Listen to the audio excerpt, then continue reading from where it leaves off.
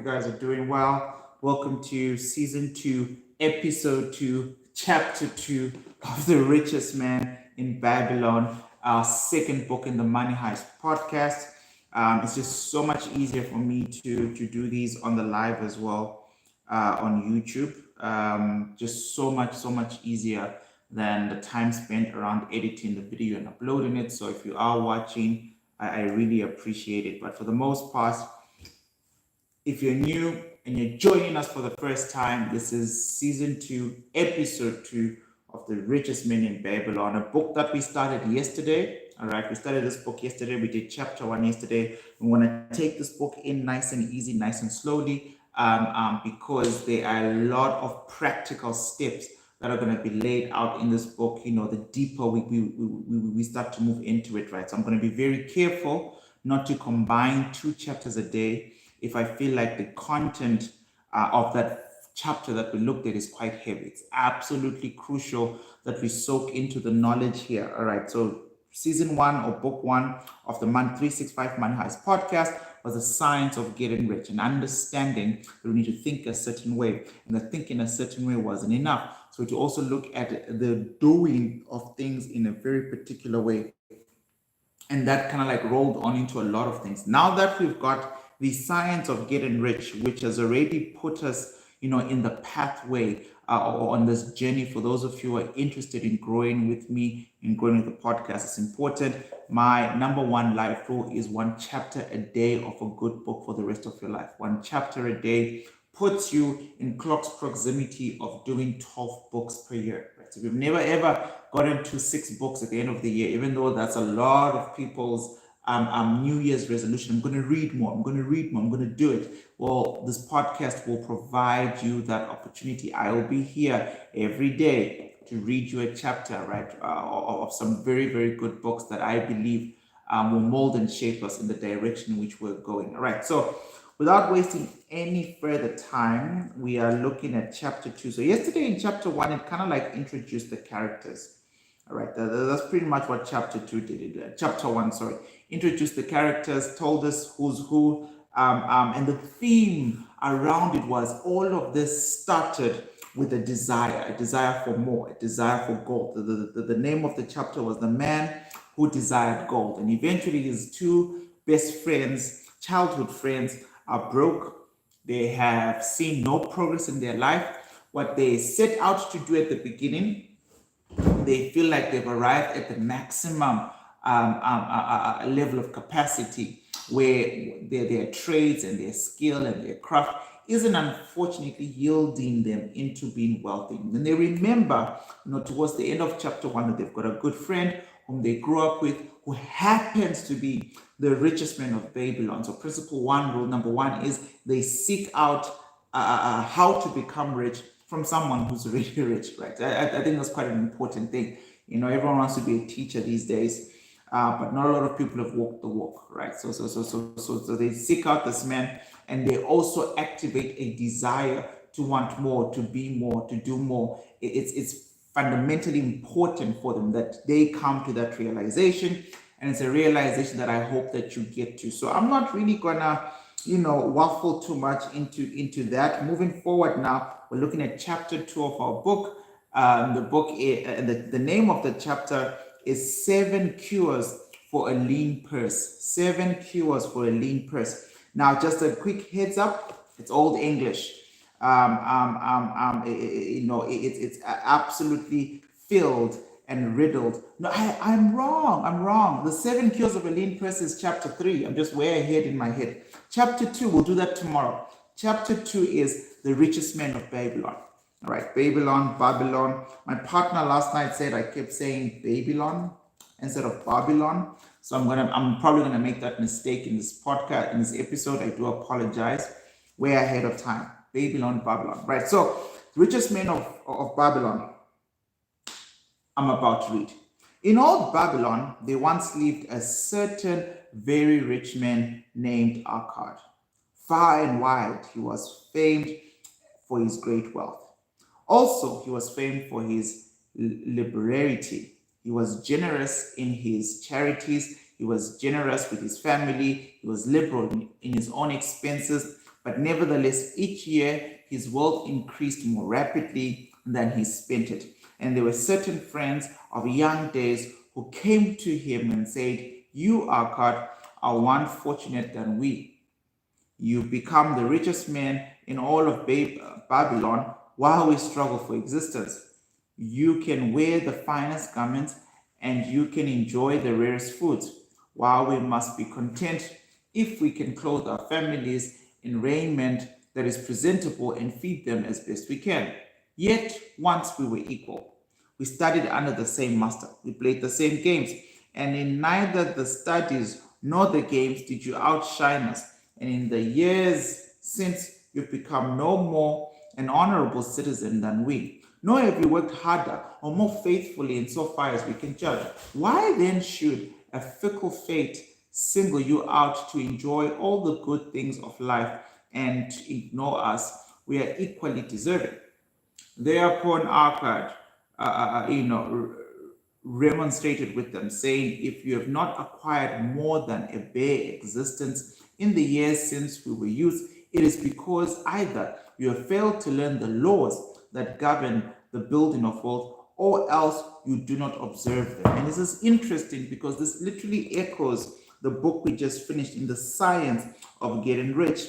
I think it was in chapter 8 or 9, and I stand to be corrected, where it says at the end of the day, there are two types of people: those who are completely ignorant to the science of getting rich, or those who know about it and are slothful in applying it, right? So this is actually quite a direct quote that stuck with me. That at the end of the day, you cannot know this stuff, and therefore it makes sense why you are where you are. Or you can know this stuff and poorly apply. Do not be consistent. Forget about all those laws that we kept about. But he says, if you have not acquired more than a bare existence in the years since we youth, it is because you have either failed to learn the laws that govern the building of wealth, or else you do not observe them.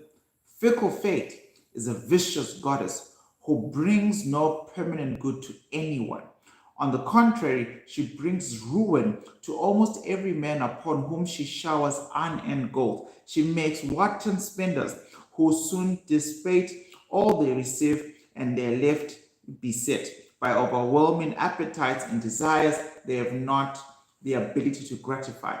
Yet others whom she favors become misers and hoard their wealth, fearing to spend what they have, knowing they do not possess the ability to replace it. They further are beset by fear of robbers and doom themselves to lives of emptiness and secret misery. Others, they probably are who can take the unearned gold and add to it and continue to be happy contented citizens. But so few are they. I know them, but by hearsay. Think you of the men who have inherited sudden wealth, and see if these things are not so. His friends admitted that of the men they knew who had inherited wealth, these words were true, and they besought him to explain to them how they had become possessed of such prosperity. So he continued, "In my youth, I looked about me and saw all the good things they were to bring happiness and contentment. And I realized that wealth increased the potency of these things," right? And in the previous book, in the science of getting rich, we spoke about the law of perpetual increase. I mean, the author literally begged us to understand that life in itself seeks out, has a desire to be more, to grow more, right? So he says, I realized wealth increased the potency of all these things, right? The potency of the good things that were around to bring happiness and contentment, right? That it's just not as easy to be happy without being wealthy, so to speak. Or wealth is power. With wealth, many things are possible. One may ornament the home with the richest of furnitures. One may sail the distant seas. One may feast on the delicacies of far lands. One may buy the ornaments of the gold worker and the stone polisher.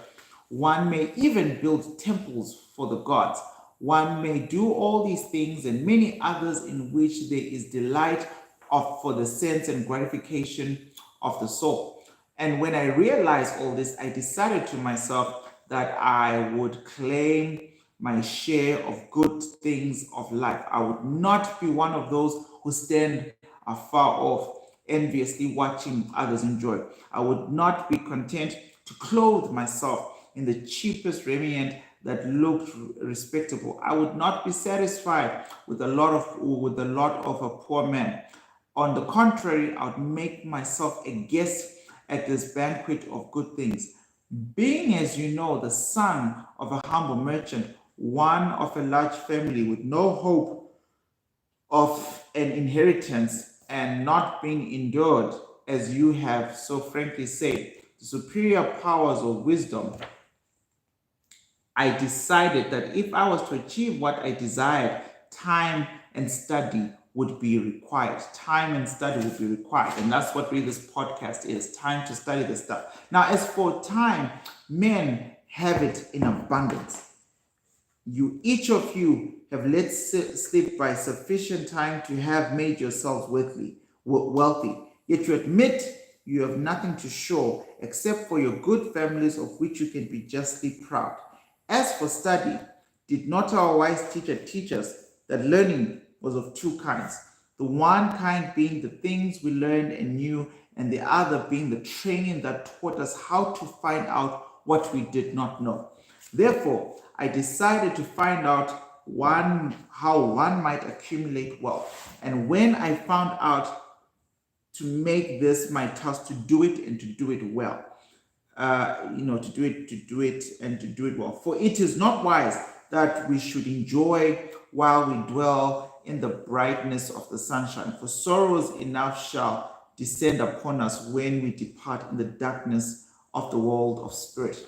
I found employment as a scribe in the hall of records, and long hours each day I labored upon the clay tablet. Week after week and month after month, I labored, yet for my earnings I had naught to show. Food and clothing and penance to the gods and other things of which I could remember not what absorbed all my earnings. My determination did not leave me. And one day, another weird name, guys.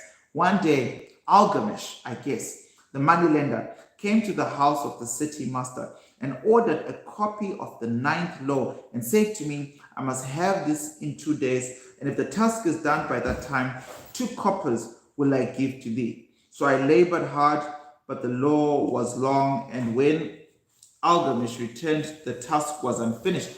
He was angry and said, had I been a slave, he would have beaten me. But knowing the city master would not permit him to injure me, I was unafraid. So I said to him, Algamish, you are a very rich man. Tell me how I may also become rich. And all night I will carve upon the clay, and the sun rises, it shall be completed. He smiled at me and replied, You are a forward knave, but we will still call it a bargain. All that night I carved through the back pine and the smell of wick, and made my headache until my eyes could hardly see. But when he returned, sun up, the tablets were complete. Now I said, Tell me what you promised. You have fulfilled your part of our bargain, my son, he said to me kindly, and I'm ready to fulfill mine. I will tell you the things you wish to know, because I am becoming an old man, and an old tongue loves to wag. And when the youth comes of age for advice, he receives the wisdom of years. And that's what books are. When the youth comes, right, to the age of advice, he receives wisdom for years. And like a good book is literally someone's 20 years of life experience, life observations, methodological approach to approaching a lot of things, and putting them in 17 to 20 chapters for you. I mean, that's what a good book can do for you. So it's absolutely crucial that we maintain the momentum. But for yourself as well, in your personal growth, you want to maintain this particular type of momentum of constantly stepping track and reading every day. I will emphasize the importance every day. Now, but too often does you think that age knows only the wisdom of days that are gone and therefore profits not. But remember this, the sun that shines today is the sun that shone when thy father was born, and will be the same sun still shining when their last grandchild shall pass into darkness. The thoughts of youth, he continued, are bright. Excuse me. The thoughts of youth, he continued, are bright lights that shine forth like the meteors that oft make brilliant the sky. But the wisdom of age is like the fixed stars that shine so unchanged that the sailor may depend upon them to steer his course. Mark you well my words, for if you do not, you will fail to grasp the truth that I will tell you, and you will think that your night's work will be in vain. Then he looked at me shrewdly from his shaggy brows and said in a low, forceful tone, I found the road to wealth when I decided that part of all I earned was mine to keep. And so will you. Right? It's principle number one. Those of you who are smart enough to make notes, write notes. Those of you who've heard a lot of rich people, little trendy video clips talking about pay yourself first. I decided a part of all I earned was mine to keep. And so will you. Then he continued to look at me with a glance that I could feel pierce me, but said one more, is that all I asked? That was sufficient to change the heart of a sheep herder into the heart of a money lender, he replied. But all I earn is mine to keep, is it not? I demanded. Far from it, he replied. Do you not pay the garment maker? Do you not pay the sandal maker? Do you not pay for the things you eat? Can you live in Babylon without spending? What have you to show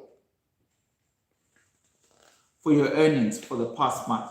What for the past year? Fool, you pay to everyone but yourself. Dullard, you labor for others, as well be a slave and work for what your master gives you to eat and wear.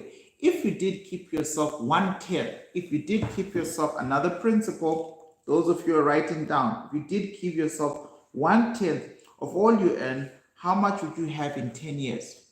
So just take 1/10 of your annual salary, I guess your average incomes from different hustles. If you were to take 1/10, I get so thirsty when I do this. How much would you have in 10 years? My knowledge of numbers did not forsake me, and I answered, as much as I earn in 1 year. So if he saved 10% of his annual take home, and he could do that from a monthly perspective, month to month, but 10% of his annual take home, and he saved 10% every year for 10 years, the full total of that would be 1 year's pay. All right. You speak half the truth, he retorted. Every gold piece you save is a slave to work for you. Every copper it earns is its child that also can earn for you. It will then become, if you would become wealthy, then what you save you must earn, and its children must earn, that all may help give you to the abundance you crave. So your money must make money, right? Your money must make babies, and those babies must make money. You think I cheat you for a long night's work, he continued, but I am saying I'm paying you 1,000 times over if you have the intelligence to grasp the truth of what I've offered you. A part of all you earn is yours to keep. It should be not less than 1/10, no matter how little you earn. It can be as much more as you can afford. Pay yourself first. Do not buy from the clothes makers and the sandal maker more than you can pay out of the rest and still have enough money for food and charity and the penance to the gods. Wealthy is like a tree grows from a tiny seed. The first copper you save is a seed from which your tree of wealth shall grow. The sooner you plant the seed, the sooner shall the tree grow. And the more faith you the more faithful you nourish and water the tree with consistent savings, the sooner you bask in the contentment beneath its shade. So saying, he took his tablet and went away. I thought much about what he had said to me, and it seemed reasonable, right?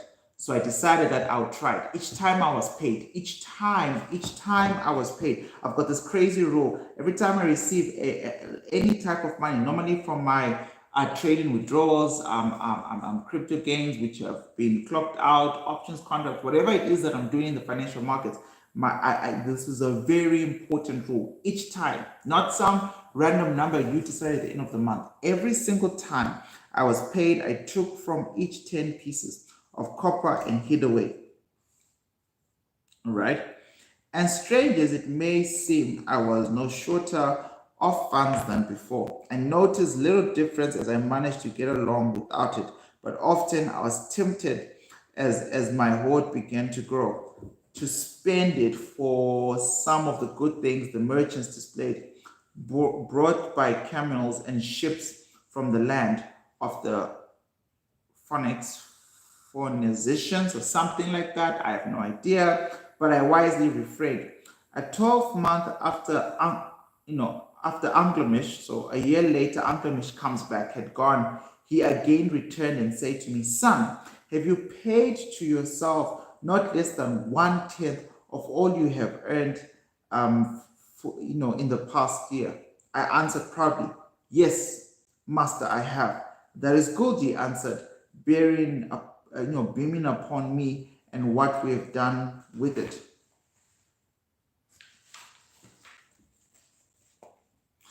"I've given it to Asmu, the brickmaker, who told me he was making over the years. Sorry, I am so thirsty today. Can I read that again? "I've given it to Azum, the brickmaker, who told me he was struggling over the far seas, and in the tire he would buy for me the jewels of, for something, for Phoenicians. Phoenicians is this weird city, another city, Phoenicians, where he returns. We shall sell these at high prices and divide the earnings. Every fool must learn," he growled. But all right, it looks like the live is back. I apologize. Okay, cool. We're back on. I apologize. It's a podcast. I'm filming it live today. There'll be no edits, so there'll be a little bit of blitz and burps. I do apologize for that, right? So the live is reconnected. So like I was saying, so basically, Andromash has come back. It's been a year. He's come back, and he's like, "Look, man, did you do what I told you to do? Which was, number one, 10% of all you earn, you have to pay yourself first, right?" And then he was very clear, or he's becoming more clear about what needs to happen to that 10%. And he did say earlier on that you need to get to a stage where your money can make money for you, so that money that you're paying yourself can be used as a financial vehicle to make more money for you. If you make your money, make money, or work for you. All right. So now, he's back and he's asking, "Where's the money? What happened?" And he says, "I'd given it to Azam, the brick maker, who told me he was traveling over the far seas, and in time he would buy for me the red jewels of the, that word that I'm trying to avoid pronouncing, the Phoenicians, I guess. I don't know." when he returns, we shall sell these at a high prices and divide the earnings. Every fool must learn, he growled. But why must the knowledge of a brick maker be about Jews? What does the knowledge of a brick maker about Jews? Would you go to a bread maker to inquire about the stars? No. By my tunic, we would have to go to an astrologer. If we had the power to think, your savings are gone. Youth, you have jacked your wealth tree up by the roots, but plant another, try again. And the next time, if you would have advice about the jewels, go to the jewel merchant. If you would know the truth about the sheep, go to the headsman. Advice is one thing that is freely given away, but watch that you take away only what is worth having. He who takes advice about his savings from one who is inexperienced in such a matter shall pray with his savings for providing the falseness of their opinions. Saying this, he went away. So he didn't give him anything more. Like, you didn't do what I told you to do. You didn't do it in the exact way I told you to do. So try again this year. Try again for a second year. And it was said for the city, or the people, politicians, right? And someone's going to correct me in the comment section. I can't wait to see that. As scoundrels and sold to Amazon as worthless bits of glass. They look like gems, but as Algamish had bid me, I again saved each 10th copper. For now, I had formed the habit, and it was no longer difficult. So your first year is going to be tough because of the habit to do so. Again, 12 months later, Algamish came back to the room of the scribes and addressed me. What progress have you made since I last saw you? I've paid myself faithfully, I replied, and my savings I have entrusted to Aga, the shield maker, to buy bronze, and each 4th month he does pay me the rental. That is good. And what do you do with the rental? So it seems like he's finally starting to figure it out. How do I make my money make more money for me? And he's like, he's created a place where it seems like someone else is going to be renting, or some arrangement like back in the day. I mean, this old English is tripping me up big time. But anyways, I do have a great feast with honey and fine wine and spice cake. I also have bought me a scarlet tunic, and someday I shall buy me a young ass upon which to ride. To which Almagesh laughed. You eat the children of your savings. You eat the children of your savings. The first 10% that you put away is not money that you get the moment you get a bill, the moment you get a chance to spend. You use that instead to spend, because you are killing the children of your savings. Then how do you expect them to work for you? And how can they have children that will look at, that will also work for you? The First get thee an army of golden slaves, and then many a rich banquet may you enjoy without regret. So saying, he again went away, nor did I again see him for 2 years, when he one more returned, and his face was full of deep lines, and his eye dropped, for he was becoming very old. And he said to me, Akkad, hast thou yet achieved the wealth or the demand of? And I answered, not yet all that I desire, but some I have had enough. Earns, sorry guys, it's very choppy. I can feel like my energy level is low, so I'll take that from the top. And I answered, not yet all that I desire, but some I have, and it earns more, and its earnings earn more. So he's got, the second time around, he's got a bit of money, making a bit of money. It's a little bit, but it's earning more and earning more. And then, do you still take advice from brick makers, was question number 2. About brick makers, they give good advice. I retorted. Akkad, he continued, you have learned your lesson well. You first learned to live upon less than you could earn. Please, live upon less than you can earn. It's a temporary thing, but you might need that. Next, you learn to seek advice from those who were competent through their own experience to give it, right?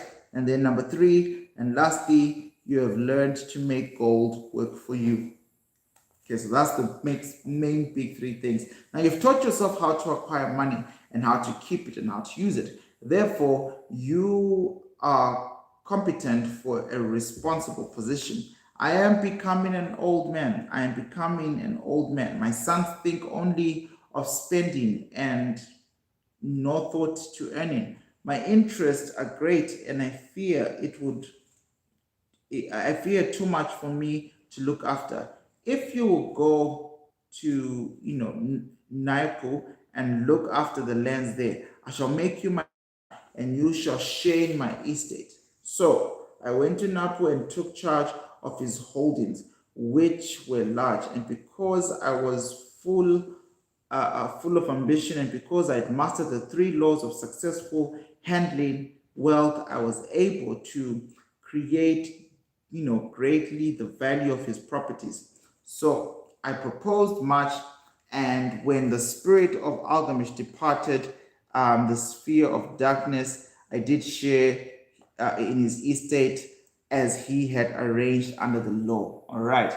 Now, as so spoke Arcade when he had first, finished his tale, one of his friends said, "You were indeed fortunate that Algamish made you an heir. Fortunate only that I had the desire to prosper before I just met him." So the first thing first was the desire to prosper. Cool. Fortunate only that I had the desire to prosper before I had first met him. For 4 years did I not prove my definite purpose by keeping 1/10 of all I learned. And that's actually a very important place maybe to pause real quick, because it's been very choppy and I do apologize for that. I promise you I'm going to get better at reading this English, number one. Number two, the podcast will go back to being in the mornings where I'm at my best. I can feel like, whoo, my energy levels are crashing, but it's very important. And let me just break down this line here, because this is the meat of it now. Right, this is the meat of it, and we're only 4 pages away towards the end. Fortunate only in that I had the desire to prosper before I met him. For 4 years did I not prove my definite of purpose by keeping 1/10 of all I earned. Now, this man wanted to be rich, so he went and asked a rich person how to be rich. The rich person told him the first step you gotta do is you gotta start saving 1/10 of all you keep. Right, and literally just stay focused. But a part of all you earn is yours to keep. But it's not just to keep willy-willy. You gotta make sure that what you're keeping is making babies who are making babies for you. Because when your money starts to produce after its own kind, the law of perpetual increase from the previous book becomes a lived reality. But he says, you can see my commitment. For 4 years did I not prove my definiteness of my purpose by keeping 1/10 of all I earn. Some of you need to really start to becoming very committed to those goals. Your goal is now clear, but the acting towards your goal is not clear. Would you call a fisherman lucky who for years so studied the habits of the fish that with each change in wind he could cast his net about them? Opportunity, and this is the quote I grew up saying when I was 13, opportunity is a haughty goddess who wastes no time with those who are unprepared. You had strong willpower to keep on after you lost your first years. Even you are usually in that way, spoke another. Willpower, retorted Arkad. What nonsense. Do you think willpower gives a man the strength to lift a burden the camel cannot carry, and to draw a load the oxen cannot budge? Willpower is but the unflinching purpose to carry a task you set for yourself to fulfillment. If I set for myself a task, be it ever so terrifying, I shall see it through. However else shall I have confidence in myself to do some important things? Should I say to myself for 100 days as I walk across the bridge into a city, I will prick from the road as possible and cast, into the stream. I will do it if on the 7th day I passed without remembering. I would not say to myself, tomorrow I will cast 2 pebbles, which will do as well. Instead, I will retrace my steps and cast the pebble. No, on the 20th day would I say to myself, Alcard, this is useless. What does it avail you to cast a pebble every day? Now throw in a handful and be done with it. Damn, I'm a bit confused. I'm going to take that paragraph again because it's choppy. It's very, very choppy. I apologize. Very, very choppy. For 100 days, as I walk across the bridge into the city, I will pick from the road a pebble and cast it into the stream. I would do it. If on the 7th day I passed without remembering, I would not say to myself, tomorrow I will cast 2 pebbles, which will do as well. Instead, I would retrace my steps and cast the pebble. This is like with this old English, I won't even lie, it trips me up, especially when I read it at night, because I am definitely brain fried. I'm up, very early. So I do apologize for this episode, man. I can feel myself, deflated. But this is so important.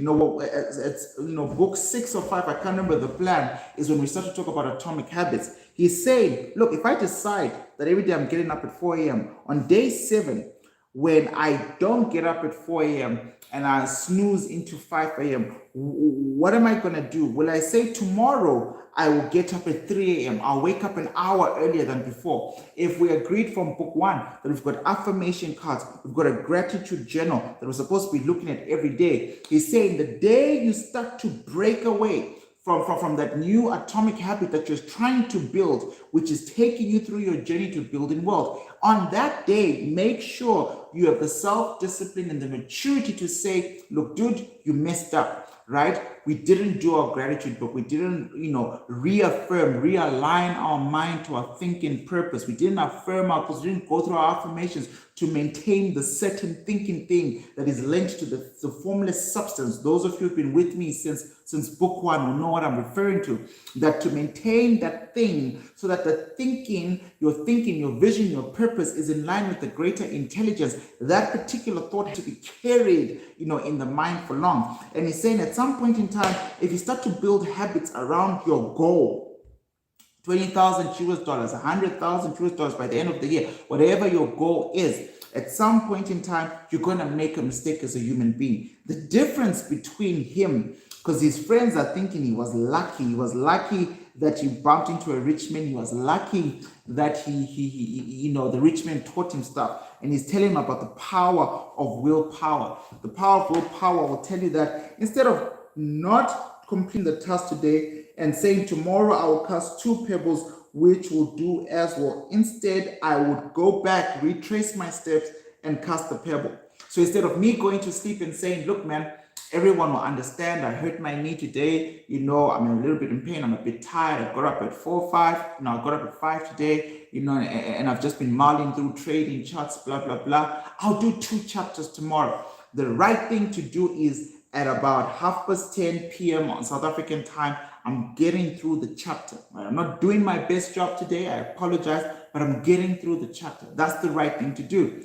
Nor on the 20th day would I say to myself as I continue with the book, Arkard, this is Eustace.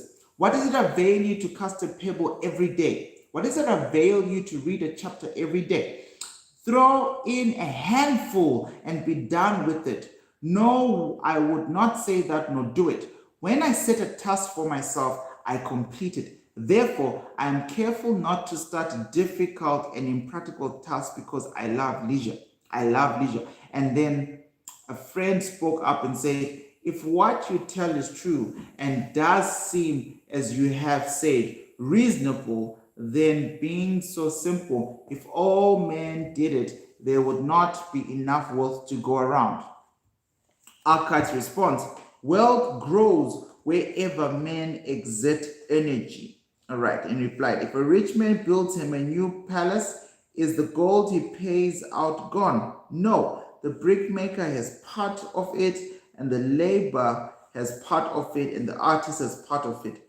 Everyone who labors around the house has part of it. Yet when the palace is completed, it is now not worth all it costs, and is the ground upon which it stands not worth more because it is there, and it is is the ground that adjoins to it not worth more because it is there. Wealth grows in magic ways. No man can prophesy the limit of it.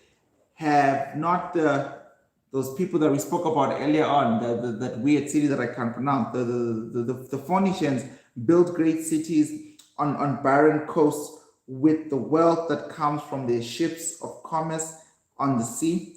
What do you advise us to do that we also may become rich? Asked still another of his friends. The years have passed and we are no longer young men and have nothing put by. I'd advise that you take the wisdom of Algamish and say to yourself, a part of all I earn is mine to keep. That's very important. Say it in the morning, when you first arise, say it at noon, say it at night, say it each hour of every day. Say it to yourself until the words stand out like letters of a fire across the sky. So how many times do you have to affirm yourself? Well, you gotta say it each and day, every hour. Say it to yourself until the words stand out like the letters of a fire. Impress yourself with the idea. These books are written at different time zones. The Science of Getting Rich was written at a very, very different time. Let me just quickly find the publication date for The Richest Men of Babylon. This book was written in the 1920s. All right, 1920s. Right? Science of Getting Rich is quite more recent. And they are both arguing about this idea of complete meditation around your goal, but also impress yourself with the idea. Fill yourself with the thought. Then take whatever portion seems wise. Let it be not less than 1/10 and lay it by. Arrange your other expenditures to do this if necessary. So fill yourself with the thought. Then take whatever portion seems wise. Let it be not less than 1/10 and lay by it. So this is how much you should pay yourself, or how to pay yourself, specifically. Arrange your other expenditures to do this if necessary, but lay by the portion first. Soon you will realize what a rich feeling it is to own a treasure upon which you alone have claim. As it grows, it will stimulate you. A new joy of life will thrill you. Greater efforts will come to you, more. For of you increased, earnings, will not the same percentage be also yours to keep? Then learn to make your treasure work for you. Make it your slave. Make its children and its children's children work for you. I mean, I don't want to drag us out of this, but one of the best things currently right now in the world is cryptocurrencies and NFTs that can do this for you. Right. This idea, I'll show you this later one day. Now, ensure an income for thy future. Look thou at the age, and forget not that in the days to come thou also will be numbered among them. Therefore, invest thy treasure with the greatest caution, that it not be lost.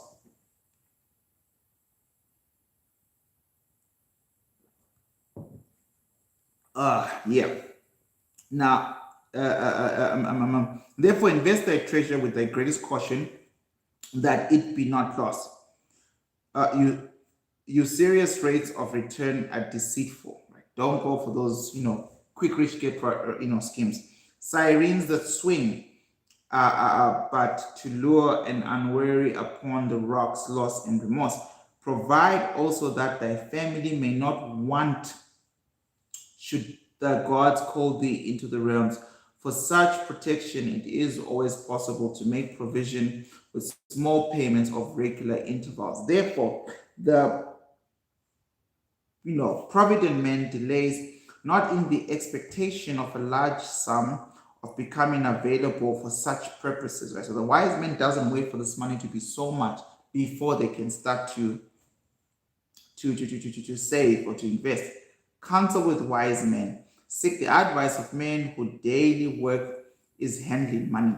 Let them save you from such an error as I myself made in entrusting my money to the judgment of Amuzah, the brickmaker. A small return and a safe one is far much more desirable than a risk. Enjoy life, while you are here. Do not overstrain or try to save too much. If 1/10 of all you earn is too much, or is as much as you can comfortably keep, be content and keep to this position. Live otherwise according to your income, and let not yourself get live otherwise according to your income, and let not yourself get niggardly and afraid to spend. Life is good and life is rich, with things worthwhile and things to enjoy. His friends thanked him and went away. Some were silent because they had no imagination and could not understand. Some were sarcastic because they thought that one so rich should divide with friends not so fortunate. But some had in their eyes a new light. They realized that Algamish had had come back each time to the room of this Christ because he was watching a man work his way out of darkness into light. And when that man had found the light, a place awaited him. No one could fill that place until they had for himself worked out his own understanding until he was ready for the opportunity. These latter were the ones who, in the following years, frequently revisited Akkad, who received them gladly. He counseled with them and gave them, freely of his wisdom, as men of a broad experience always gladly do. And he assisted them in so investing their savings that it would bring in a good interest, with the safety, and would neither be lost nor entangled in investments that paid individuals. And the last paragraph, the turning point in these men's lives came upon that people when they realized the truth had come from Algamish to Akkad and Akkad to them. A part of all you earn is yours to keep. A part of all you earn is yours to keep.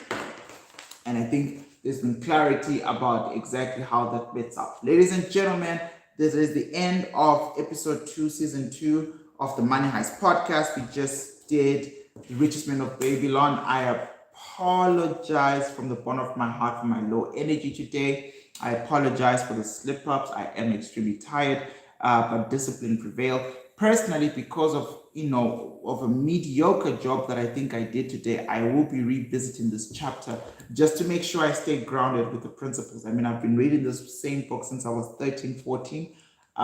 Yesterday I did review, guys, my old man's previous letter to the first version of this book that I have. It's a very good book, and they're already dropping bars. So a part of all you earn is yours to keep, but it's not just yours to keep as a pile of cash.